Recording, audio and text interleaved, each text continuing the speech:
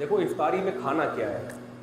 رمضان جو ہے نا صحت بنانے کا بڑا بہترین نسخہ ہے. اس میں اللہ آپ کو موقع دیتا ہے ابھی کولیسٹرول کو ختم کروا دوں, لیکن رمضان میں لوگوں کا موٹاپا کم ہونے کے بجائے بڑھتا ہے, کیونکہ افطاری میں طبیعت سے تیل والے پکوڑے پھوڑتے ہیں, طبیعت سے بریانیاں کھائی جاتی ہیں, چاٹ اور یہ اور وہ ایک ہی دم اتنا کھایا جاتا ہے کہ عام دنوں میں ڈیوائڈ کر کے کھاتے تھے, تھوڑا غنیمت تھی, اب ایک دم پھوڑتے ہیں.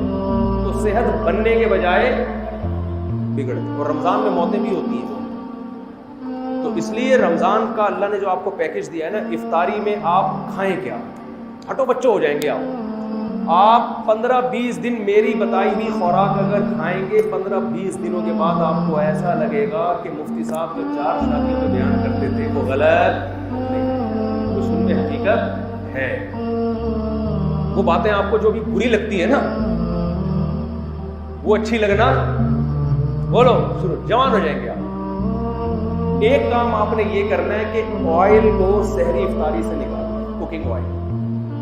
کیا کرنا ہے, بولتے کیوں نہیں, آئل کو نکالنا. زیتون کا تیل 1-2 چمچ استعمال کر لیں آپ, سمجھتے ہو, دیسی گھی بھی نہیں, گھی بھی چھوڑ دیں فی الحال تھوڑے دنوں. دیسی گھی ویسے اچھی چیز ہے لیکن چھوڑ دیں فی الحال.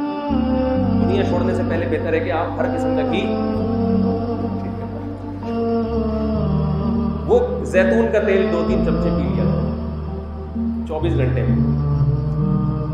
دوسرا کام آپ نے یہ کرنا ہے کہ روٹی چاول کو کم کریں, گندم کو بھی, اور بولو نہ سحری میں گندم بہت زیادہ پھوڑنی ہے اور نہ افطاری میں, نہ رات کو کسی گندم بھی اور چاول بھی. سمجھتے ہو کہ نہیں سمجھتے ہو؟ زیادہ جو آپ نے فوکس کرنا ہے نا وہ کھجور کو. کھجور بہت پاورفل چیز ہے, پیٹ نہیں بھرتا اس سے, مگر جو کام روٹی کرتی ہے نا اور جو انرجی چاہیے وہ کھجور سے ہمیں زیادہ ملتی ہے. ہمارے ہاں افطاری میں کھجور کے ساتھ اتنی زیادتی ہوتی ہے کہ ایک کھجور کی سنت سمجھ کے روزہ افطار کیا اور پھر ڈائریکٹ آ گئے بریانی پہ, کولڈ ڈرنک پہ. ابے یہ پیٹ بھر کے کھاؤ یار, طبیعت سے کھاؤ, اس وقت ہضم بھی ہوگی, جزوے بدن بھی بنے گی. عام طور پہ کھجور آسان نہیں ہوتی ہضم کرنا, کھجور آسانی سے بھی کتنا کچھ کھایا ہوا ہوتا ہے, کھجور کے لیے میدا تیار ہی نہیں ہوتا. افطاری میں آپ تجربہ کر کے دیکھ لیں, جتنی بھی کھجوریں کھا لیں آپ کا پیٹ خراب نہیں ہوگا. تو زیادہ کھائیں کھجوریں.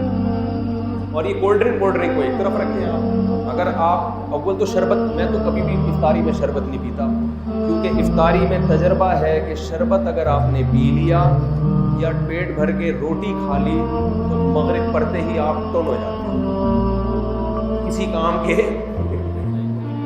تراویح کے قابل تو آپ رہو گے. ٹن ٹناٹن میں ہوں سنی ٹن ٹناٹن والا حساب, میں ہوں قادری سنی ٹن ٹناٹن والا حساب کرتا ہے.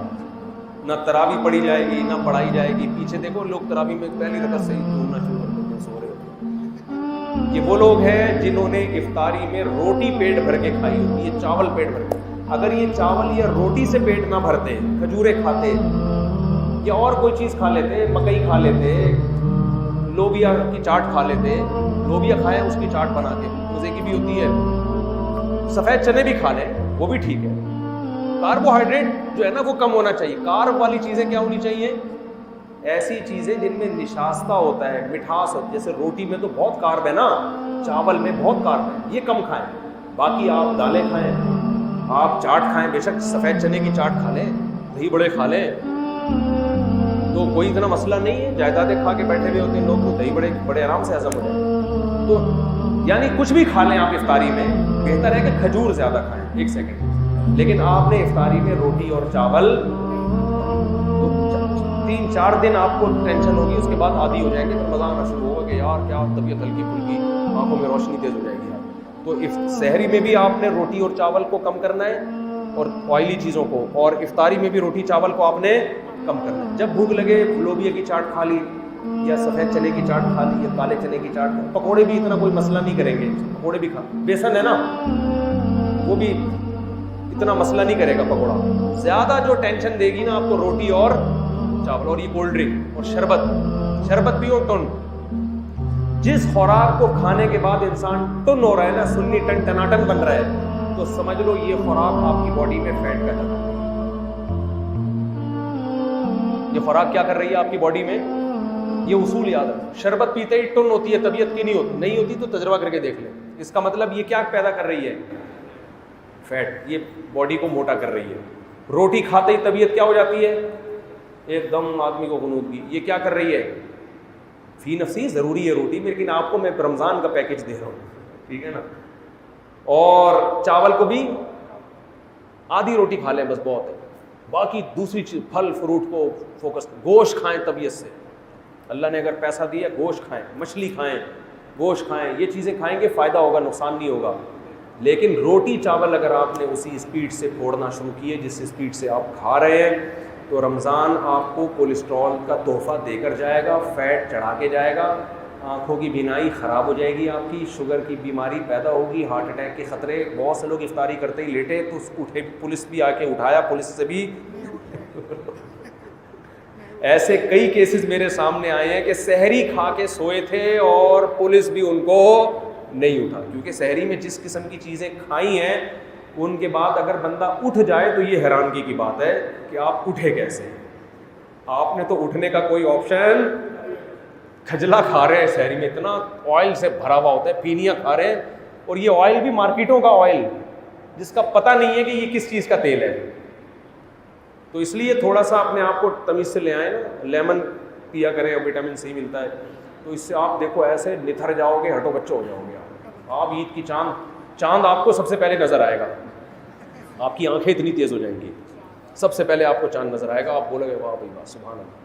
تو بہت فائدہ ہوگا, لیکن ایک ہفتے کی پریکٹس کرنی پڑے گی اس کے لیے, اور اس سے کوئی کمزوری نہیں ہوگی. یہ روٹی ختم نہیں کرنی ہے, یاد رکھو, کم کرنی ہے. ختم کرنے سے نقصان ہوگا.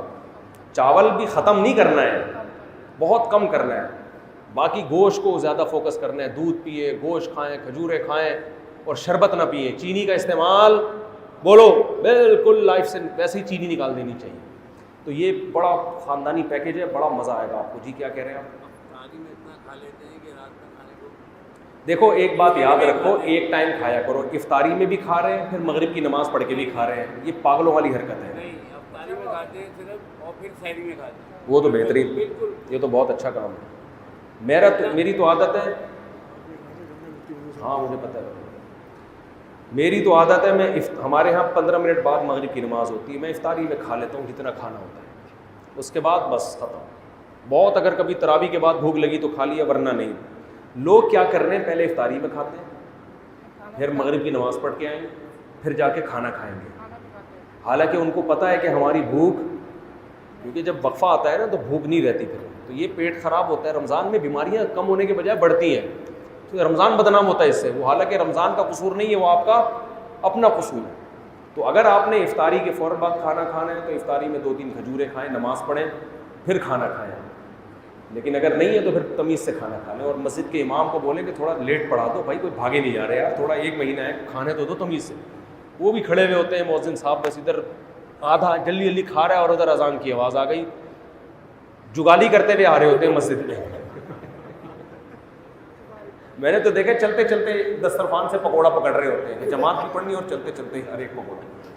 تو یہاں مغرب کی نماز میں تاخیر جائز نہیں ہے, لیکن ایک عذر ہے نا, تو ہم تو کوشش کرتے ہیں اذان اور مغرب میں کم از کم 15 منٹ میں بھی جس کم وقت کا پیٹ نہ بھرے نا, تو یہ پیٹ نہیں ہے, یہ لالو کھیت ہے.